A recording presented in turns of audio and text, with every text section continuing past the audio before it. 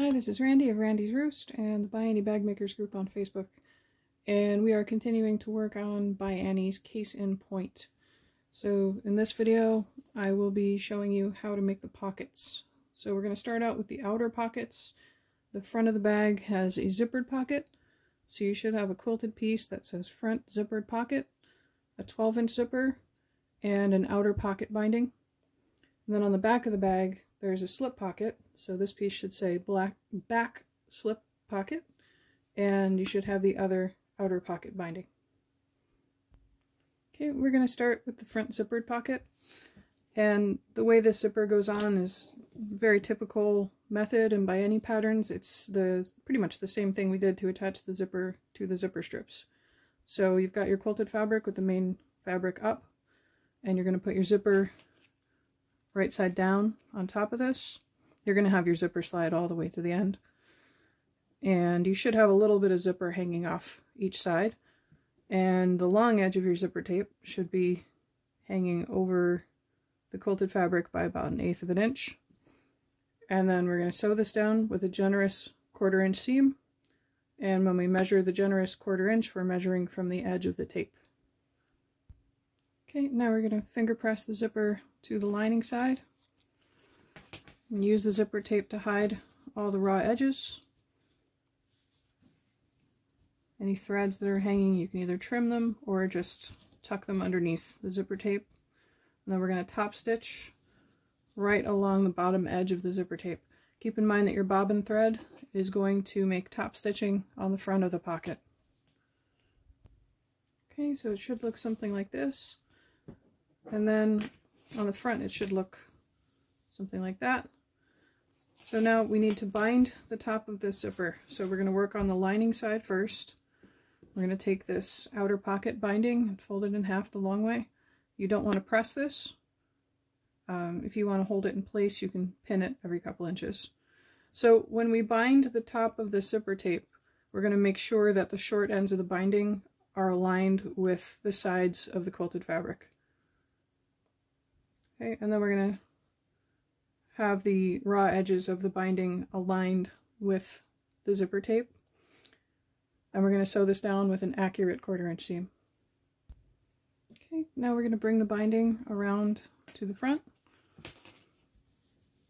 And we're going to make sure that folded edge of the binding just barely covers the line of stitching that you just did when you attach the binding. You're just going to bring it around like that and then top stitch it down. When you top stitch the binding down, the goal is for the binding to look the same on the front and back. So you're aiming to stitch right at the edge of this binding. You're not going for the ditch. You don't want it falling in the ditch. You're stitching right at the edge of the binding on the front and back. It takes a lot of practice. Okay, so that pocket's done. You can set that aside. And now all we need to do with the back slip pocket is bind the top. So you're going to follow those same steps that we just did to bind that zipper, and you're going to do them on this pocket. Okay, so your back slip pocket should look something like this, and you can set that aside. Okay, next up we're going to prepare the inner pockets. And I skipped a step here because on page 4 at the top left, the pattern has you start assembling the case. I don't want to do that until we have all the components prepared. So we're just going to skip to right under that, step 2, prepare the inner pockets. So for this part you need your 2 inner pockets. It says contrasting fabric. You should have 2 pieces and 2 pieces of interfacing, the stabilizer for the inner pockets. And if you're doing the label pockets, you'll need 2 long skinny pieces of clear vinyl. Okay, so what we need to do first for the inner pockets, and these few steps you're going to be doing for both pockets. You're going to take that piece of contrasting fabric and you're going to fold it in half the long way. And the pattern tells you how big this piece should be after you fold it. I don't want to say the measurements on camera, but I always just check that little note in the pattern just to make sure I folded it the correct way. Okay, and then you're going to press. And then after you press it, you're going to apply the interfacing. I should have this way because that fold goes at the top. Okay. Once you press it, you're going to open it up and you're going to put the interfacing down in this half, and you want the top of your interfacing to be pretty much right at that fold.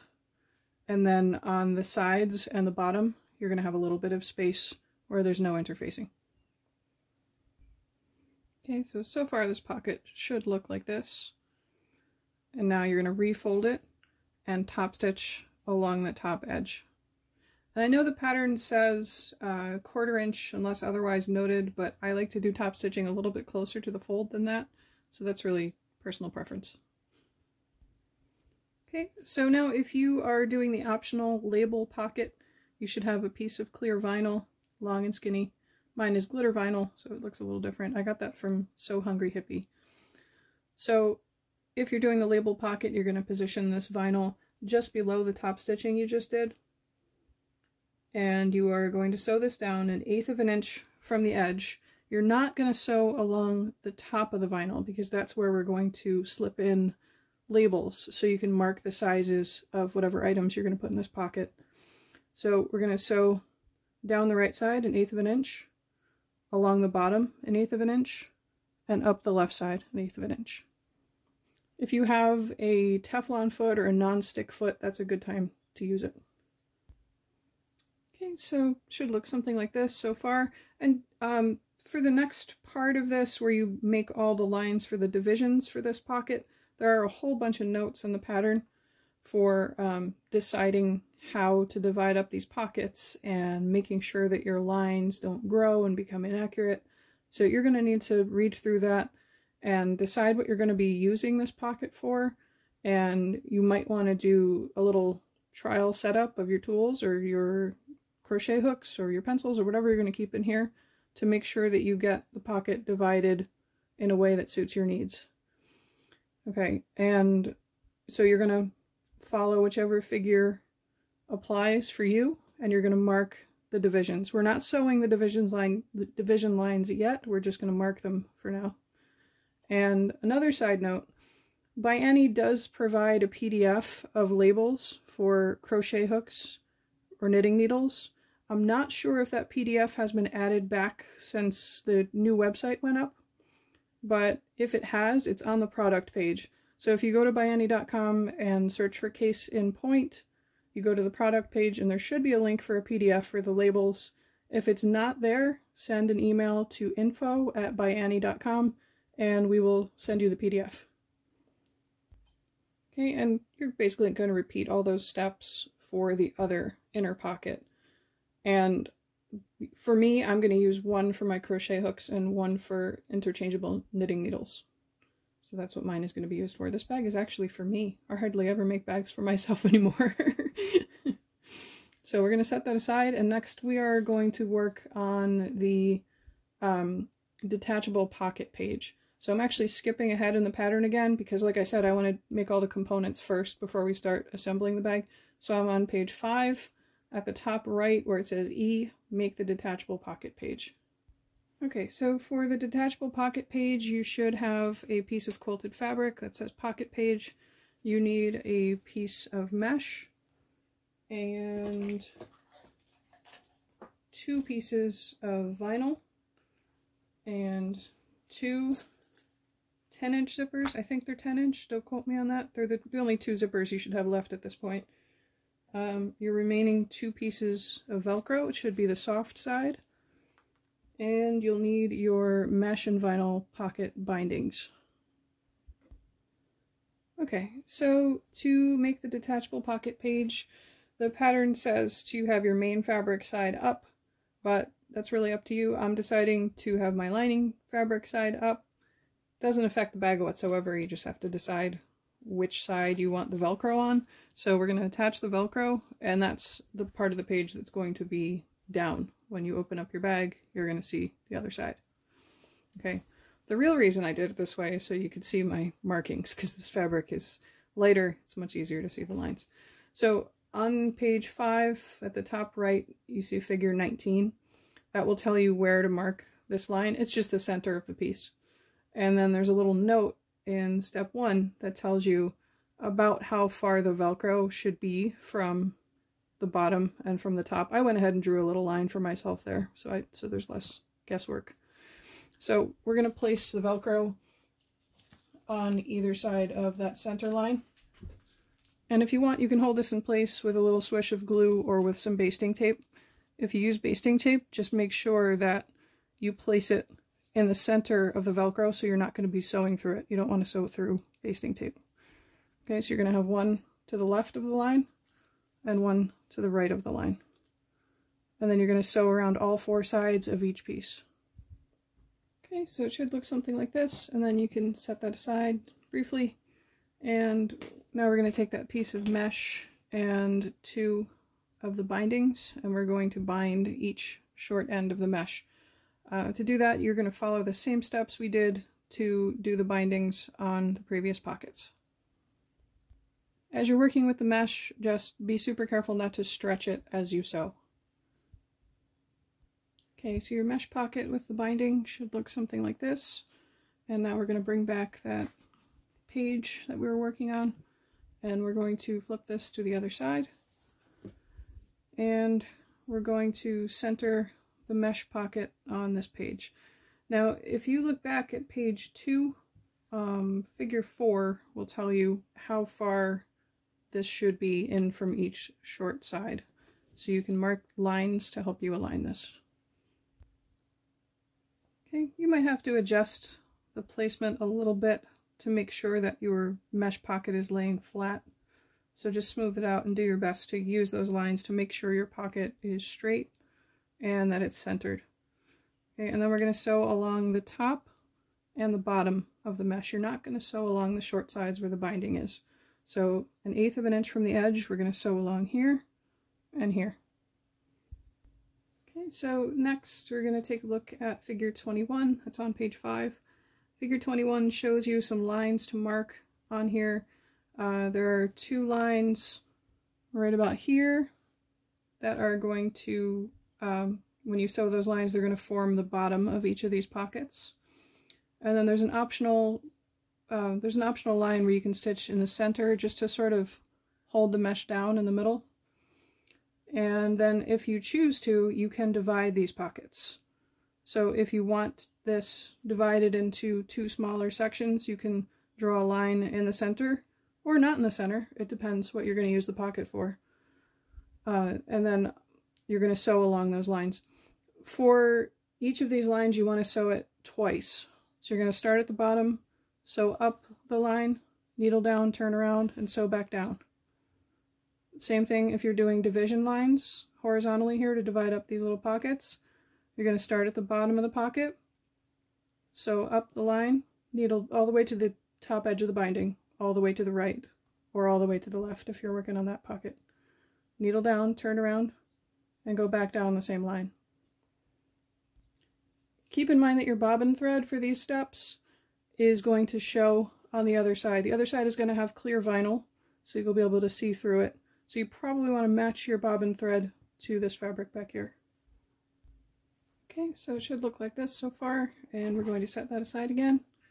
And now we're going to work on the 2 zippered vinyl pockets. Okay, so for the 2 zippered vinyl pockets, you should have 2 pieces of vinyl, 2 zippers, and 2 bindings. And we're going to apply the zipper and the binding the same way we did for that front zippered pocket. You're going to follow those same steps, except instead of having a piece of quilted fabric, you're going to have a piece of vinyl.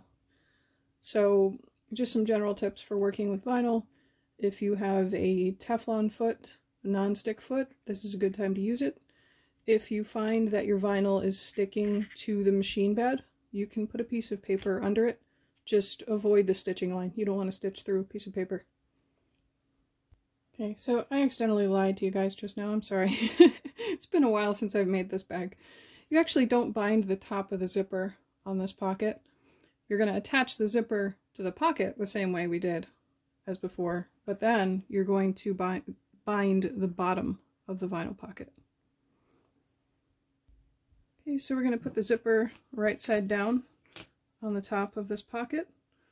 You'll have a little zipper tape hanging off each side, and you want... Hang on a second. I read something wrong again. I think I need more coffee. I don't know what's going on today. Sorry about that. Okay. just lost my train of thought, sorry about that. So you're going to align the zipper so it's hanging off the top edge just like we did before. You're going to sew this down with a generous 1/4 inch seam, and then you're going to finger press the zipper to the other side and sew it down. Okay, so you're going to finger press the zipper tape to the back of the pocket and sew along the very bottom edge of the zipper tape. You can see why I kind of got thrown off for a second. Like I said, it's been a while since I made this pattern, and I usually modify this part of it, to be honest. You can tell this is an older ByAnnie pattern before they sort of standardized the way everything is done and the way the patterns are written. The zippers are no longer installed this way. There is a way to do this so it looks a little bit nicer. I believe in the free pattern Peacekeeper, if you want to download that PDF and see how that zipper is finished on the bottom, you might want to do that here. Another option is to bind the top of the vinyl first and then place that binding on top of the zipper and sew it down. That does take additional fabric though. That's not accounted for in the pattern. If you want to do that, you would just cut a piece of coordinating fabric. I think actually this older pattern calls it contrasting fabric, and you want it 2 inches tall and as wide as the pocket, or you know, a little bit wider to give yourself some leeway.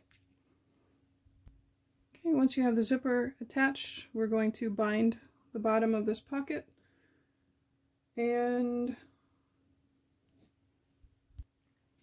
the way you do that is you're going to turn this to the back, align the binding along the long edge, sew it down with a 1/4 inch seam, and then bring the binding around to the front of the pocket and top stitch it down.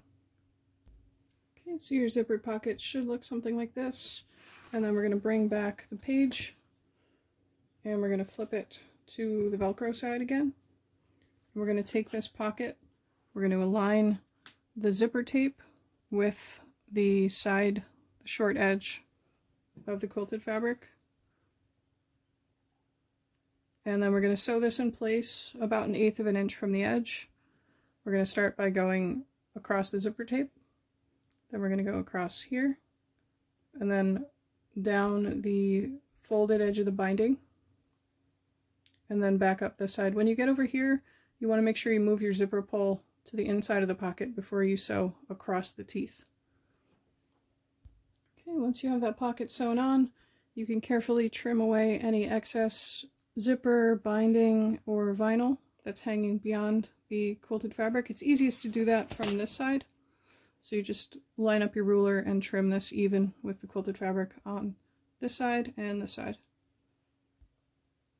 Okay, you can repeat all those steps to make and attach the other zipper vinyl pocket. And then after you do that, you're going to round all 4 corners. I'll show you just how to do one. So you're going to take a circle ruler and align the edges of it with this side of your bag and this side of your bag. And then you're going to trace around the circle ruler. Okay, so you're just marking a little curve right there. And then next, what you want to do is sew about 1/8 of an inch inside that line, and then you're going to cut away the corner on the line. You're going to repeat that for all 4 corners once you have both of the vinyl pockets attached. Okay, so your rounded corners should look like this, and once you have both pockets attached and all 4 corners rounded, you're going to take your bias binding and bind this whole inner page. And if you're not sure how to do that, I will put a link. I have an entire playlist of binding videos. Okay, so after that's all done, we are going to start assembling the bag. Okay, I'll see you then. Bye-bye.